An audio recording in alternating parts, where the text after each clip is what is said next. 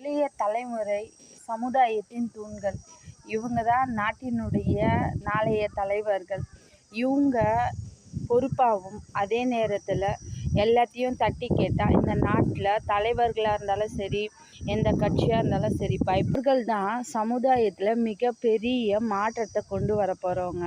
ஆனால் இன்றைக்கி இருக்கிற தலைமுறை எப்படின்னா, ஆடம்பரம் வேணும், நல்ல செலவு பண்ணணும், ஸ்டைலாக இருக்கணும், எப்பொழுதுமே எந்த டிஸ்டர்பன்ஸும் இல்லாமல் இருக்கணும். இதுதான் அவங்களுடைய விருப்பம். நம்ம ஒவ்வொரு செயல்பாடுகளும் இன்னொருத்தவங்க கூட இணைக்கக்கூடிய ஒரு சங்கிலி தான். இங்கே எதுவுமே தனித்தில்லைன்னு நான் நிறைய தடவை சொல்லியிருக்கேன். இயற்கையும் சமுதாயமும் இந்த இளைய சமுதாயத்தை ஒரு தூணாக நினச்சிட்டு தான் இதுவரையும் வளர்ந்துட்டு இருக்கு. ஏன்னா இளைய தலைமுறை தான் எல்லாத்துக்கிட்டேயும் ஈஸியாக கனெக்ட் ஆகக்கூடிய ஒரு செயல். ஆனால் அந்த இளைய தலைமுறையை விழிப்புணர்வாகவும் அதே நேரத்தில் துணிச்சலாகவும் இறங்கி வேலை செஞ்சால் நாடு சமுதாயமும் சூப்பராக இருக்கும். ஆனால் பெரியவர்களுடைய பேச்சு கேட்கவே கூடாது, அவங்க என்ன அட்வைஸ் பண்ணாலும் கேட்கக்கூடாது, நம்ம எந்த வேலையுமே செய்யக்கூடாதுன்னு இப்போ இருக்கிற சமுதாயம் நினைக்குது.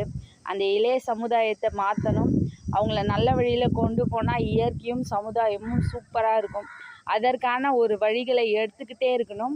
நம்ம எல்லோருமே அது ஒரு திரியை தூண்டி விடுற ஒரு குச்சியாக, அந்த விளக்கினுடைய திரியை தூண்டி விடக்கூடிய ஒரு குச்சியாக தான் இருக்கணும். அணைக்க வேண்டிய ஒரு நபராக இருக்கக்கூடாது. எப்பொழுதுமே அன்பாலையும் நல்ல ஒரு அட்வைஸாலையும் மட்டும்தான் அவங்களால திருத்த முடியும்.